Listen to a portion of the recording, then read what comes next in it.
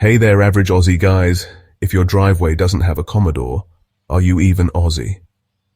From its debut in the '78, the Holden Commodore has been a staple in our garages and our hearts. First, it took over from the Kingswood, then added a slick station wagon in the '79. Based on Opel's rear-wheel drive platform, it was built tough for our Outback. Fast forward to the VE and VF models designed right here, showcasing our homegrown ingenuity. And who can forget the V8 beasts by Holden Special Vehicles?